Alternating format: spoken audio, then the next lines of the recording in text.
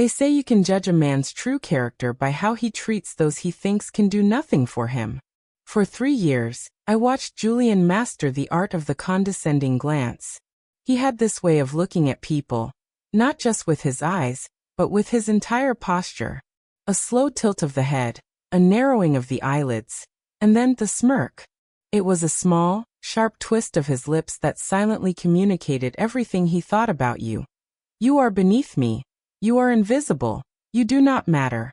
For 3 years, I bore the brunt of that smirk. I was just Arthur, the quiet logistics coordinator at Vanguard Enterprises. To Julian, the newly appointed regional director, I was part of the office furniture. I wore faded button-downs from department stores, drove a 10-year-old sedan with a dent in the passenger door, and brought my lunch in a reusable insulated bag. I didn't look like success. I didn't smell like money. And in Julian's world, if you didn't look the part, you simply didn't exist. On that particular Tuesday, the rain was coming down in sheets, blurring the city skyline into a gray smear. The office temperature was freezing, a malfunctioning thermostat turning the bullpen into a meat locker. I had thrown on an old, oversized, slightly frayed navy blue sweater over my shirt. A sweater my late mother had knitted for me years ago. It was warm, it was comfortable, and frankly, I didn't think twice about it. I was focused on the spreadsheets in front of me, tracking shipping containers across 3 oceans. Arthur, a voice drawled from above my cubicle wall. I looked up. Julian was standing there, immaculate as always. His tailored charcoal suit didn't have a single crease. His silk tie was perfectly knotted. He held a high-end designer espresso cup in one hand, the steam rising gracefully between us. He looked down at me, his eyes tracking from my face, down to the worn collar of my shirt, and finally settling on the frayed cuff of my navy sweater. The smirk. Are we experiencing a clothing shortage in your department, Arthur? Julian asked, his voice loud enough to carry across the quiet office. A few heads turned. Or did you mistakenly raid a charity donation bin this morning? I felt a familiar warmth creep up my neck, but I kept my voice level. It's cold in here, Julian. Just trying to stay warm. Presentation matters, Arthur, Julian said, taking a slow sip of his espresso. Even for someone in your position. This is a corporate office, not a soup kitchen. When our international partners arrive next week, I expect the staff to look like they actually earn a living. Though looking at that outfit, I suppose cheap is just a lifestyle choice for some. He didn't wait for a response. He turned on his heel, his expensive leather shoes clicking sharply against the hardwood floor as he walked back toward his corner office. I sat there, my fingers hovering over the keyboard. Around me, my coworkers quickly looked away, pretending they hadn't heard, buried in their own screens. The humiliation wasn't a sharp pain anymore. It was a dull, heavy ache I had carried for months. Julian loved to use me as a prop to establish his dominance. To him, I was the ultimate safe target. The low-earning, unassuming older employee who would never fight back because he couldn't afford to lose his job. But as I stared at the blinking cursor on my monitor, the ache began to shift. It turned into something cold, sharp, and remarkably clear. Julian thought he knew exactly who I was based on the price tag of my clothes and the car I drove. He truly believed that the world was divided into those who rule and those who serve, and that a cheap outfit was proof of a cheap life. What Julian didn't know, what absolutely no one in this building knew, was that the logistics coordinator position at Vanguard Enterprises was a choice. It was a role I took to understand the ground-level operations of a company I had quietly inherited a majority stake in 6 months ago. To Julian, I was a line item on a budget spreadsheet. To the board of directors, I was the anonymous entity known only as the Apex Group. I reached down, pulled my phone from my pocket, and sent a single text message to a number I had never used from this office before. The transition happens next Tuesday. Cancel the off-site venue. We are doing the full leadership review right here in the main bullpen. Bring the full executive team. The trap was set. Julian had no idea that his world was about to shatter, and it was all going to happen right in front of the bullpen he used as his personal stage. To understand how Julian became the tyrant of Vanguard Enterprises, you have to understand how corporate politics actually work. He hadn't risen to the top through brilliant strategy or hard work. He had climbed the ladder by mastering the art of taking credit for other people's labor, while expertly passing the blame for his own failures downward. I had watched him do it for months. When a major shipping delay occurred in the European sector due to his poor scheduling, he didn't take responsibility. Instead, he blamed a mid-level manager, claiming the instructions hadn't been followed, and had the man quietly let go. When my team worked 48 hours straight to salvage a massive account that Julian had nearly alienated with his arrogance, Julian took the final presentation to the board, smiled his winning smile, and accepted a massive bonus. He was a corporate vampire, draining the life and energy out of the people below him to keep his own career looking healthy and vibrant. "He's doing it again," Sarah whispered, leaning over my desk the next morning. Sarah was our data analyst, a brilliant young woman who regularly worked 60-hour weeks just to keep her head above water. She looked exhausted, dark circles shadowing her eyes. "He just took my entire quarterly report, stripped my name off the cover page, and put his own logo on it. He's presenting it to the regional VP this afternoon. Did you confront him?" I asked quietly, keeping my eyes on my monitor. Sarah let out a bitter, humorless laugh. "And say what, Arthur?" "He told me that as my director, all intellectual property created under his supervision belongs to his office. He said if I complained, he'd write a review stating I lack team spirit and have a toxic attitude. You know what that means. I'd be blacklisted." I looked at Sarah's trembling hands. This was Julian's real crime. It wasn't just that he was rude or that he smirked at my clothes. It was that he systematically crushed the spirits of talented, hard-working people to build his own throne. He created an environment of fear where everyone was terrified of losing their livelihood, using their economic vulnerability as a weapon. "Don't worry, Sarah," I said gently. "Keep your original drafts with the digital timestamps.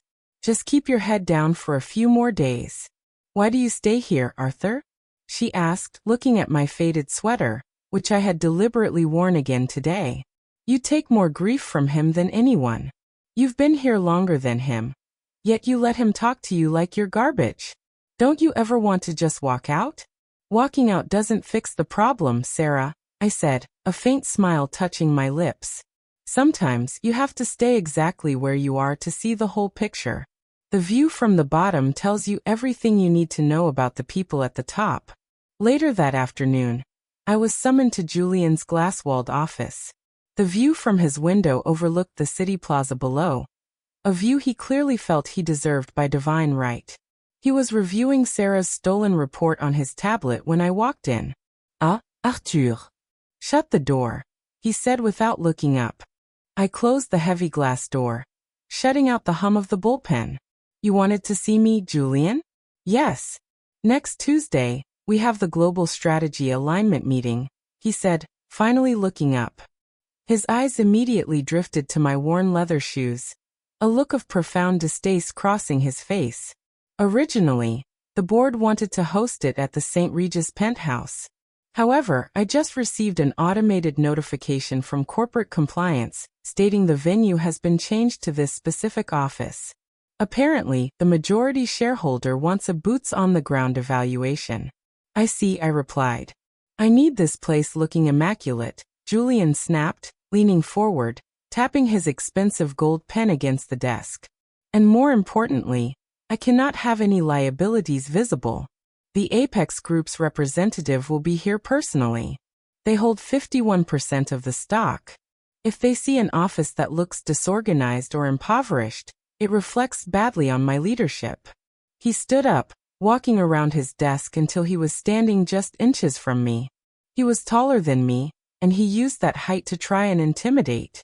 "So here is your assignment for next Tuesday, Arthur. You will be managing the catering delivery and setup. You will use the service elevator at the back of the building. And once the food is laid out in the conference room, you will take the rest of the day off. Paid. I don't want you anywhere near the main floor when the executives arrive." "You want me to disappear?" I asked, keeping my voice entirely neutral. Let's be blunt, Arthur, Julian said, that familiar, toxic smirk returning to his face. The Apex Group represents billions of dollars in capital. They deal with elegance, precision, and high-end execution. You, in your thrift store wardrobe and sad demeanor, represent stagnation. You are a visual distraction. I am doing you a favor by letting you go home early. Just stay out of sight, let the Real professionals handle the presentation. And don't embarrass this branch. I understand completely, Julian, I said, looking him dead in the eye. For the first time, I didn't look down. I didn't shift my weight. I just stared at him with a calm, absolute certainty that seemed to catch him off guard for a fraction of a second. Good, he said, clearing his throat, clearly uncomfortable with my sudden lack of deference. That will be all. Go back to your spreadsheets. And please, try to wash that sweater before tomorrow. I turned and walked out of his office. As I passed through the bullpen, I felt a profound sense of calm. Julian thought he was organizing a perfect stage performance to secure his next promotion. He had no idea he was carefully building his own scaffold, and he had just handed me the rope. To understand the sheer magnitude of what was about to happen, I have to take you outside the walls of Vanguard Enterprises. For 30 years, my father, Arthur Pendleton Sr., had been a ghost in the financial world. He didn't build skyscrapers with his name on them. He bought the land beneath them. He didn't launch flashy tech startups. He provided the private equity that allowed them to scale. He believed that true power was silent, invisible, and completely unpretentious. When he passed away 6 months ago, he left the entire portfolio to me. I went from being a comfortable, middle-class logistics employee to the sole trustee of the Apex Group overnight. My lawyers were horrified when I told them I wasn't going to quit my day job at Vanguard. They thought I was in shock, grieving, or perhaps losing my mind. They couldn't comprehend why a man who could buy a yacht fleet overnight would choose to continue sitting in a gray fabric cubicle, listening to a middle manager scream about shipping delays. But I had a reason. My father always told me, Arthur, the moment people know you have money, they stop showing you who they really are. They show you a performance. If you want to know if a company is truly healthy, don't look at the audit reports the executives hand you. Go work in the warehouse. Sit in the cubicles. Watch how the leadership treats the people who can't fight back. That's where the rot always starts. Vanguard Enterprises was one of our largest holdings, and it had been underperforming for 18 months. The board blamed global market trends, supply chain disruptions, and rising fuel costs. But I suspected a different disease. I suspected the company was rotting from the inside out due to poor leadership, toxic culture, and the systemic exploitation of its best workers. So I kept my mouth shut. I put on my old clothes. I drove my dented car. I took a job in the logistics department under a false middle name on the payroll, ensuring no one connected the dots. And within 90 days, I had all the answers I needed. Julian wasn't just a bully, he was a thief of potential. He had caused a 40% turnover rate in our regional branch. Brilliant young minds were leaving the company every single month because they couldn't stand his cruelty and arrogance. The cost of hiring and training replacements was hemorrhaging millions of dollars from our bottom line. His obsession with his own image had blinded him to the actual operational failures happening right under his nose. On Friday evening, 4 days before the big alignment meeting, I sat in a sleek, blacked-out luxury SUV parked 3 blocks away from the office. In the front seat was Marcus, my father's former chief of security, and now my personal advisor. In the seat next to me was Evelyn Vance, the global CEO of Vanguard Enterprises, whom I had summoned from our headquarters in London. Evelyn looked nervous. She was a brilliant executive, but she knew that the Apex Group could replace her with a single board vote. Mr. Pendleton, Evelyn said, her voice tight. I came as soon as your office called. I must admit, I am highly confused by the secrecy. Why are we holding the regional review at the branch office instead of the St. Regis? And why did you request that I do not notify Julian Vance of your true identity? Because Evelyn, I said, leaning forward in the dim interior light of the vehicle, I want to see Julian's true face. I want you to see it too. For the past year, you've sent me reports praising his leadership, his charisma, and his corporate management. But your reports are based on fiction. They are based on data he stole from people like Sarah, and cost savings he achieved by driving good people to psychological breaking points. Evelyn swallowed hard.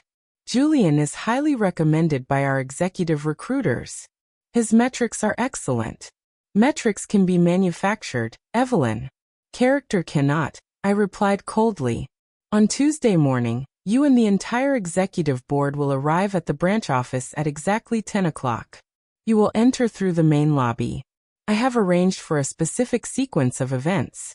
You will not interfere, you will not speak, and you will not break character until I give the signal. Is that understood? Understood, Mr. Pendleton, she said, nodding quickly. Good. Now look at this, I said, handing her a thick manila folder containing 6 months of documented evidence. Internal emails where Julian threatened staff, digital receipts of stolen intellectual property, and exit interviews from former employees that had been suppressed by his human resources cronies. As Evelyn flipped through the pages, her face went completely pale. The anger in her eyes was immediate. This is unacceptable. This is a massive legal liability. If this gets out. It won't get out, I interrupted Candy.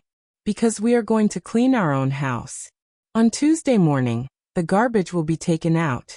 Just make sure your team is ready. I dismissed her, and she stepped out into the rainy night, looking shaken. Marcus turned around from the driver's seat, a small, knowing smile on his face. Your father would be very proud of you right now, Arthur. He always loved a thorough house cleaning. Julian thinks he's an expert at corporate chess, Marcus, I said, looking out the tinted window at the distant, glowing logo of Vanguard Enterprises atop the skyscraper. But he forgot one basic rule of the game. The king may move slowly, but the pawns are the ones who control the board. Monday morning arrived with a heavy, suffocating tension that hung over the entire office. Everyone knew the global executives were coming the next day. The bullpen looked like a military barracks preparing for a royal inspection. Employees were frantically scrubbing their desks, organizing files, and practicing their greetings. Julian was in rare form. He spent the entire day marching up and down the aisles like a drill sergeant, barking orders and inspecting every detail. Sarah, why are these physical files not locked away? He shouted, slamming his hand down on her desk. Do you want the CEO to think we run a sloppy operation? Fix it now. Right away, Julian, she whispered, her eyes welling with tears as she scrambled to gather the papers. Then his eyes found me. I was deliberately sitting at my desk, wearing an even older, slightly faded gray cardigan. It was a masterpiece of ordinary, unpretentious comfort. Julian marched over, his face flushing deep red with anger. He leaned over my cubicle divider, his voice a harsh, venomous whisper. Are you actively trying to sabotage me, Arthur? What did I tell you about your appearance? You look like you belong in a shelter, not an executive branch. I am managing the catering setup tomorrow, Julian, just like you asked, I said smoothly, looking up with total calmness. I'll be in the back room and the service elevator. No one will see me. They better not, he hissed, his teeth clenched. If I see so much as a stray thread of that pathetic sweater anywhere near the main conference room tomorrow, you won't just be fired. I will personally ensure that every logistics firm in this city knows your name as a toxic, incompetent liability. Do you understand me? You will be completely finished. I understand perfectly, Julian, I said. I promise you. Tomorrow will be a day none of us will ever forget. He let out a sharp, derisive snort, that classic, arrogant smirk plastering his face one last time. At least you know your place. Just make sure the coffee is hot and the food is fresh. Leave the actual business to the people who matter. He walked away, completely satisfied that he had thoroughly intimidated me into submission. That evening, after everyone else had left the office to get a good night's sleep before the big review, I remained behind. The bullpen was dark, illuminated only by the faint green exit signs and the ambient light from the city streets outside. I walked slowly down the rows of cubicles. I stopped at Sarah's desk, seeing the neatly organized, stolen report sitting in her outgoing tray, ready for Julian to present as his own work the next morning. I stopped outside Julian's massive glass office, looking at his leather chair, his gold pens, and the framed certificates of achievement hanging on his wall. It was amazing how much damage one small, arrogant man could cause when left unchecked. He truly believed his power was absolute because it was backed by a corporate title and a high salary. He had forgotten that a title is just ink on paper, and real respect cannot be demanded through fear.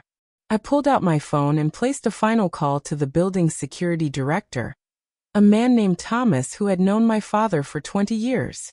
"Thomas," I said, "tomorrow morning at 9:30, a fleet of 5 black executive sedans will arrive at the main entrance.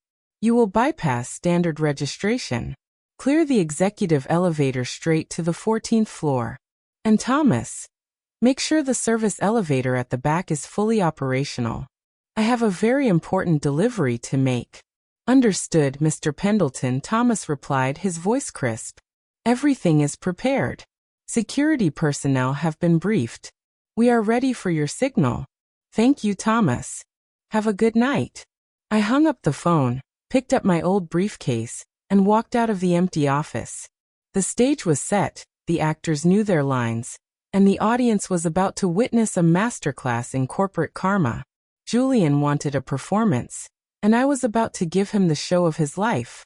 Tuesday morning dawned bright and crisp, the rain from the previous days finally clearing to reveal a brilliant, sharp blue sky. Inside the 14th floor office of Vanguard Enterprises, the atmosphere was thick with anxiety. The bullpen was dead silent, save for the frantic clicking of keyboards and the low, urgent murmurs of staff members reviewing their notes. Julian was pacing back and forth near the main glass entrance, looking like a high-stakes gambler before a massive spin of the wheel. He was wearing his absolute finest outfit, a bespoke 3-piece navy suit, custom-made Italian silk tie, and a luxury gold watch that caught the light every time he nervously adjusted his cuffs. His hair was slicked back flawlessly. He looked like the textbook definition of corporate perfection. At exactly 9:45, I arrived through the back service entrance, pushing a large stainless steel catering cart filled with silver platters, fresh coffee urns, and high-end pastries. I was wearing my knitted navy blue sweater, the exact one Julian had mocked the week before. The moment Julian spotted me crossing the back edge of the bullpen toward the conference room, his face twisted into a mask of pure fury. He strode over across the floor, catching me just outside the conference room door. "What are you doing out here?" he hissed, his voice a low, threatening rumble that still carried across the silent room. Several employees looked up in terror. "Why are you walking through the main bullpen looking like a homeless person?" The service elevator hallway was blocked by the recycling bins. "Julian," I said calmly, holding my ground. "I had to bring the cart through this way to ensure the coffee was set up before the board arrives. I'm just doing my job. Your job is to not embarrass this branch." Julian growled, stepping into my personal space, his eyes flashing with utter contempt. He pointed a sharp finger directly at my chest, right at the frayed yarn of my sweater. "Look at you. You are a visual stain on everything I have built here. You look cheap. You smell like old fabric. You are a walking, talking reminder of mediocrity. The moment this meeting is over, Arthur, you are gone. I don't care about your logistics tenure. I am personally writing your termination papers today. Now get inside that room, set the food down, and do not let me see your face again for the rest of the day. Am I clear?" "Perfectly clear, Julian," I said, looking at him with a serene, unshakable smile. He let out a sharp, disgusted breath, gave me one final, devastating smirk, and turned back toward the main glass doors. "Pathetic," he muttered under his breath. At exactly 10 o'clock, the main glass doors slid open. The entire office seemed to hold its collective breath as a procession of high-level executives stepped onto the floor. First came Evelyn Vance, the global CEO, looking imposing and powerful in a sharp black pantsuit. Behind her were 4 members of the global board of directors, followed by 2 legal counsels and a senior HR vice president. It was an unprecedented gathering of corporate power for a simple regional review. Julian's face immediately transformed. The fury vanished, replaced instantly by a brilliant, blinding, incredibly warm smile. He stepped forward with his hand outstretched, his posture perfectly deferential yet confident. "Evelyn, members of the board, welcome to our regional headquarters." Julian beamed, his voice booming with forced charisma. "It is an absolute honor to have you here. As you can see, the team is fully aligned, operational, and performing at peak efficiency. We have prepared the main conference room for the presentation, and I am eager to show you how we've managed to shatter our quarterly targets." Evelyn Vance stopped, looking at his outstretched hand for a long, agonizing 3 seconds before slowly shaking it with a cold, professional grip. She didn't smile. Her eyes swept across the silent bullpen, taking in the tense, exhausted faces of the employees sitting in their cubicles. "Thank you, Julian," Evelyn said, her voice dropping like a block of ice into the quiet room. "We are not going into the conference room just yet. The majority shareholder of the Apex Group has requested a different format for today's review. We are doing the full leadership evaluation right here, in the open bullpen, in front of the entire staff." Julian blinked, his perfect smile faltering for a fraction of a second before he recovered. "Right here? In the bullpen? Of course. Whatever the board desires. We pride ourselves on absolute transparency here. Though, if I may ask, where is the Apex Group's representative? I was told they would be arriving with you." Evelyn looked past Julian's shoulder, her eyes locking directly onto me as I stood calmly by the catering cart at the edge of the room. "He is already here, Julian," Evelyn said quietly. Julian turned around slowly, his eyes scanning the bullpen, looking past the cubicles, searching for a man in a bespoke suit or a high-end designer coat. His gaze brushed past me twice, completely ignoring my presence, before finally returning to Evelyn with a confused laugh. "I'm sorry, Evelyn, I don't see anyone from the Apex Group." Julian smiled, adjusting his tie. "Is there someone arriving late?" Evelyn didn't say a word.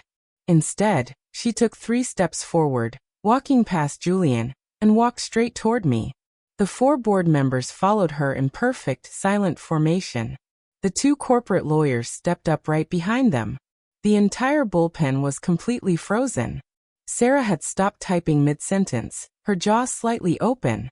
Every eye in the room was glued to the scene unfolding at the back of the floor. Evelyn stopped exactly 2 feet in front of me. She stood perfectly straight, bowed her head slightly in a gesture of profound professional respect, and spoke clearly enough for every single person in the room to hear. "Good morning, Mr. Pendleton," Evelyn said. "The executive board of Vanguard Enterprises is fully assembled and ready for your instruction. The complete digital and financial audits you requested are prepared." I took a slow, deep breath, reached up, and unbuttoned the top button of my faded gray cardigan, pulling it off my shoulders and laying it neatly across the stainless steel catering cart. Beneath it, I was wearing a clean, simple white shirt. Nothing fancy, nothing expensive, but the posture I held now was completely different. The quiet, submissive logistics coordinator vanished. In his place stood the man who held the keys to the entire empire. "Thank you, Evelyn," I said, my voice calm, deep, and carrying an absolute authority that had Julian's jaw dropping. "Please, introduce the board to the staff." Julian looked like he had just been struck by a physical blow. The color drained from his face so fast he looked almost translucent. His hands began to visibly tremble against his sides. He took 2 stumbling steps toward us, his voice cracking into a high, panicked register. "Evelyn, what is the meaning of this?"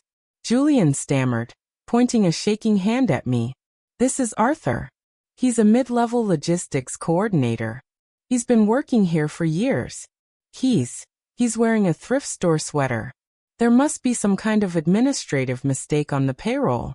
Evelyn turned around, her eyes flashing with a terrifying, professional fury that made Julian instantly step back. "Silence, Julian," Evelyn snapped, her voice like a whip. "You are speaking to Arthur Pendleton Jr., the sole managing trustee of the Apex Group. He holds 51% of the voting shares of Vanguard Global. He owns this building, he owns this equipment, and he effectively owns your employment contract. For the past 6 months, he has been conducting a ground-level operational audit of your leadership. And frankly, Julian, the results are catastrophic. Julian looked at me, his eyes wide with a mixture of absolute terror and profound disbelief. The realization of what he had done, the months of insults, the condescension, the public humiliations, and the threat he had uttered just 5 minutes ago about destroying my career. All of it seemed to hit him at once. His knees looked like they were about to buckle. I stepped out from behind the catering cart, walking slowly toward the center of the bullpen. Julian instinctively backed away from me, his immaculate leather shoes squeaking awkwardly against the floor. The smirk was completely gone. In its place was a look of pure, unadulterated vulnerability. You told me earlier today, Julian, that presentation matters, I said, keeping my voice conversational, almost pleasant. You said that looking at my cheap clothes, a cheap life was just a lifestyle choice for some. Do you remember saying that to me? Julian swallowed hard, his throat making a loud clicking sound in the silent room. He couldn't speak. He just stared at me, his lips trembling. You see, Julian, I continued, looking around the room at the stunned faces of my co-workers. I chose to wear these clothes because I wanted to see how you treat people when you think there are no consequences. I wanted to see how you treat the people who build this company from the ground up. And what I discovered is that you are a bully, a thief of other people's labor, and a profound liability to this organization. I stopped just inches from him, looking down into his panicked eyes. The performance is over, Julian. It's time to look at the real data. I turned away from Julian and looked at the senior HR vice president who had arrived with Evelyn. Marcus, please step forward. My personal advisor, Marcus, entered through the main glass doors, carrying a sleek electronic tablet. He handed it to me, and I opened a digital file that had been compiled over 6 months of quiet, meticulous observation. Julian, I said, my voice echoing off the glass walls. We are going to conduct your quarterly review right now, in front of the team you claim to lead. Let's start with the European Shipping Logistics report from last November. You blamed a mid-level manager for a 48-hour delay and had him terminated for incompetence. Marcus, please display the internal server logs from that week on the main presentation screens. With a quick swipe of my finger, the massive flat-screen monitors that usually displayed marketing graphics switched to show internal company emails and digital timetables. As you can see, I told the room, the delay was entirely caused by your failure to approve the customs clearance forms on time because you were on an unauthorized, company-funded vacation in Monaco. You altered the system timestamps to blame a subordinate who had a family to support. That is corporate fraud. A low murmur broke out across the bullpen. Sarah was staring at the screen, her eyes wide with shock. Next, I said, stepping closer to Julian, who was now sweating profusely, his expensive silk tie suddenly looking very tight around his neck. Let's look at the quarterly strategy report you presented to the board last month. You received a $50,000 bonus for your brilliant analysis. Sarah, step forward, please. Sarah stood up slowly, her hands shaking as she stepped out of her cubicle. Sarah, I asked gently, is this the report you spent 60 hours analyzing, only to have your name stripped from the cover page? Yes, Mr. Pendleton, she tobacco, her voice gaining strength as she looked at me. I have the original digital drafts with the embedded timestamps on my personal hard drive. We already have them, Sarah, I smiled. Our IT forensics team pulled them from the local server last night. Julian, you didn't write a single word of that report. You stole the intellectual property of a junior analyst, threatened her with blacklisting if she spoke up, and used her genius to line your own pockets. That is professional theft. Julian finally found his voice, though it was nothing like the arrogant drawl he used to humiliate me. It was a pathetic, desperate whine. Arthur. Mr. Pendleton. Please, it was a misunderstanding. The corporate environment is highly competitive. I was just trying to streamline the efficiency of the department. I was going to give Sarah credit in the annual review, I swear.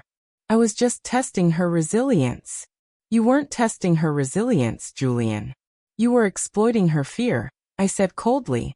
You used your position of power to crush the dignity of everyone in this room because you thought they were too weak, too poor, or too frightened to fight back. You truly believed that because you wore a $5,000 suit, you were a better human being than the people who actually do the work. I looked at the global CEO. Evelyn, what is the company policy regarding fraud, intellectual property theft, and systemic workplace harassment? Evelyn Vance stepped forward, her face hard as stone. It is grounds for immediate termination for cause, forfeiture of all pending bonuses and stock options, and a comprehensive legal review for potential criminal and civil liability. Excellent, I said, turning back to Julian. Julian, you are fired. Effective immediately. You will not be receiving a severance package. You will not be allowed back into your office to gather your things. Your personal belongings will be mailed to you in a standard cardboard box. And our legal team will be filing a formal civil lawsuit against you by 5 o'clock today to recover the bonuses you fraudulently obtained.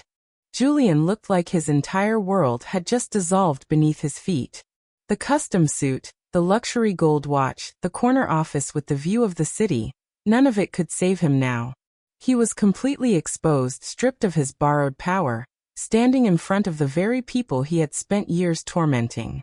Security, I called out. 2 large, uniformed security personnel who had been waiting by the entrance stepped forward, walking directly over to Julian. They didn't touch him, but their presence was absolute.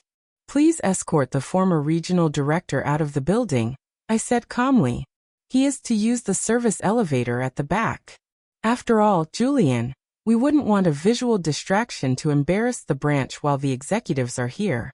The poetic justice hit the room like a thunderclap.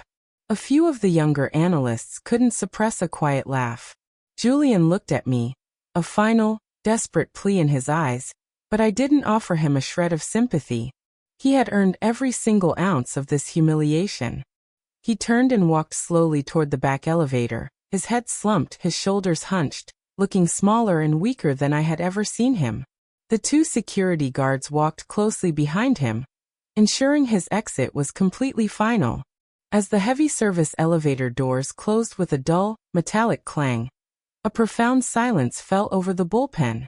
It was as if a heavy, suffocating cloud had suddenly been lifted from the room. The air felt lighter, cleaner, and filled with a sudden, electric sense of possibility. I turned back to the room, looking at the faces of my coworkers, the people I had worked alongside, shared coffee with, and watched suffer under a tyrant's rule. Everyone, please take a seat, I said, my voice dropping back to its familiar, warm tone. The review is over, and the healing of this branch begins right now. The staff quickly returned to their seats, their eyes fixed on me with a profound mixture of awe and respect. Sarah was still standing near her desk, a single tear of relief rolling down her cheek. First of all, I said, looking directly at Sarah. As majority shareholder, I am appointing Sarah Vance as the interim operational director of this branch, effective immediately. Sarah, your salary will be doubled to match the executive track, and you will have full authority to restructure the data analysis department as you see fit. Your original report will be sent to global headquarters today with your name prominently featured on the cover page. Sarah covered her mouth with both hands, a soft sob of pure relief escaping her lips. The entire bullpen erupted into a spontaneous, thunderous round of applause. People were smiling, cheering, and leaning over their dividers to congratulate her. It wasn't just a promotion, it was a public restoration of her dignity. Secondly, I continued, raising my hand to quiet the room. The culture of fear in this office is officially dead. Effective tomorrow, we are implementing a comprehensive wage adjustment across all mid-level and junior positions to ensure everyone is fairly compensated for their dedication. We are also establishing a direct, anonymous compliance hotline that goes straight to my personal office at the Apex Group. If anyone ever tries to bully you, steal your work, or make you feel less than human in this building again, you call me directly. And I promise you, I will answer. Another cheer went up, more emotional this time. I could see the visible relief on the faces of people who had been terrified of losing their apartments, failing to pay their medical bills, or being driven out of the industry by Julian's cruelty. They finally felt safe. They finally felt seen. I walked over to the catering cart, picked up my old navy blue sweater, and folded it neatly over my arm. Evelyn, I said to the CEO, take the board into the conference room and begin the structural transition paperwork with Sarah. I have a few things to take care of outside. Of course, Mr. Pendleton, Evelyn said, bowing her head. I walked down the main aisle of the bullpen one last time as an employee. As I passed, my co-workers stood up, offering handshakes, smiles, and quiet words of profound gratitude. I wasn't their boss in that moment. I was their protector. I had used my invisible power to rewrite the rules of their reality, turning a place of torment into a place of justice. I walked out of the main glass doors of the Vanguard building, stepping into the brilliant, warm sunlight of the city plaza below. The air was crisp, and the sound of the city traffic hummed with a vibrant, chaotic energy. I walked over to a stone bench near the central fountain and sat down, laying my mother's knitted sweater next to me. I pulled my old phone from my pocket and dialed a number I hadn't called in months. Arthur, a calm, elderly voice answered on the second ring. It was Eleanor, my father's longtime personal secretary and a woman who was like an aunt to me. I watched the live security feed from the 14th floor. You handled it beautifully. Thank you, Eleanor, I said, leaning back against the stone bench, watching the water cascade over the fountain. It was harder than I thought it would be. Not the exposure of Julian. That part was easy. It was watching how much damage he had managed to do before anyone stopped him. If I hadn't been sitting in that cubicle, if I had just stayed in the boardroom, I would have never known the truth. Your father always said that the highest view is often the blindest, Arthur, Eleanor said gently. He spent his entire life trying to stay close to the ground, because he knew that's where the roots of everything grow. You proved today that you are his true heir. Not because you hold the shares, but because you hold his heart. We have a lot of work to do, Eleanor, I sighed, a faint smile touching my lips. Vanguard is just one company in our portfolio.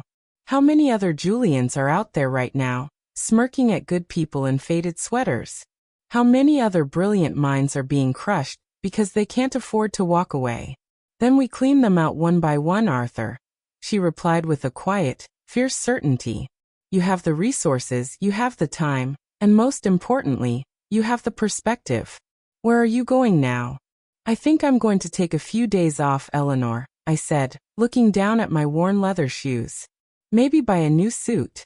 Not to impress anyone, but just to have something clean for the next house cleaning. She laughed warmly. Take care of yourself, Arthur. You've earned a rest. I hung up the phone and slipped it into my pocket. As I sat there, I watched a young man walk across the plaza. He was wearing a slightly oversized corporate suit that clearly didn't fit him perfectly, rushing toward the entrance of a nearby high-rise with a folder of papers clutched tightly in his hand. He looked nervous, stressed, and profoundly vulnerable. A wealthy-looking man in a tailored coat brushed past him, accidentally knocking the folder from the young man's hand. The papers scattered across the pavement. The wealthy man didn't stop, didn't apologize. He just looked back over his shoulder, let out a sharp, derisive smirk, and kept walking. I watched the young man drop to his knees, frantically gathering his papers before the wind could blow them away. I stood up from my bench, picked up my old navy sweater, and walked over. I knelt down on the hard concrete next to him, helping him gather the stray sheets of paper, stacking them neatly into a pile, and handing them back to him. The young man looked up, his eyes wide with a mixture of surprise and exhaustion. Thank you, he whispered, his voice trembling. I'm late for a presentation with my director.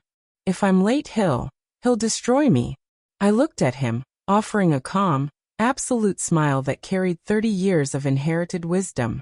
Don't worry, my friend, I said gently, helping him to his feet. Fix your tie. Stand up straight. And remember one thing. The people who try to make you feel small are only doing it because they are terrified of how big you can truly become. Keep your head up. The world changes faster than you think. He blinked, a sudden spark of hope igniting in his eyes.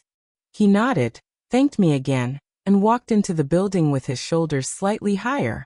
I watched him go, feeling a profound, deep warmth inside my chest. The sweater over my arm wasn't just a piece of cheap clothing anymore. It was a symbol of an invisible empire of justice. Every story has an ending, but not every ending brings a lesson. The downfall of Julian wasn't just a moment of satisfying revenge. It was a profound revelation about the architecture of human value. We live in a world that is obsessed with the surface of things. We are trained from a young age to evaluate success by the price tag of our clothes, the brand of our cars, the titles on our business cards, and the height of our offices. We have created a culture that conflates wealth with wisdom, and poverty with insignificance. Julian's fatal flaw wasn't just his arrogance, it was his profound blindness. He truly believed that the world he saw through his glass walls was the only world that mattered. He mistook my silence for weakness, my cheap outfit for a cheap mind, and my position for my worth. He forgot that the most valuable things in this life, integrity, dedication, character, and true power, are completely invisible to the superficial eye. Real revenge isn't about violence, and it isn't about destruction. True revenge is the elegant, unyielding restoration of justice. It is the moment when the hidden truth rises to the surface, and the bullies of the world are forced to look into a mirror and see their own emptiness. It is the moment when the people who were pushed to the bottom are given the wings to fly to the top. I kept that old, frayed navy blue sweater. It hangs today in the main closet of my executive penthouse, right next to my custom-tailored Italian suits. Every Tuesday morning, before I head down to the boardrooms of the Apex Group, I open that closet and look at it. I touch the rough, knitted yarn, and I remind myself of who I am, where I came from, and what my father taught me. I wear it to remind myself to always look past the surface, to always look at the hands that do the work, the hearts that carry the burdens, and the spirits that refuse to break under the weight of an arrogant smirk. Because you never know who is sitting in that gray cubicle next to you. You never know what kind of power is hidden beneath a faded sweater or a dented car. And most importantly, you never know when the service elevator will open, the executive team will arrive, and the person you treated like garbage will turn out to be the person who owns the entire building. Live with humility. Treat every human being you meet with dignity, respect, and kindness. Not because of what they can do for you, but because of who they are.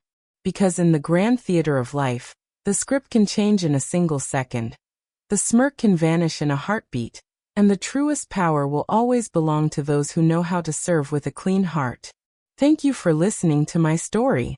If this journey touched your heart, if it reminded you of your own worth or gave you hope in a world that sometimes feels cold, please consider sharing it with someone who needs a reminder of their own strength. Don't forget to subscribe to the channel, leave a comment with your thoughts on Julian's reckoning, and turn on notifications so you never miss another story of justice, betrayal, and the quiet triumph of the truth.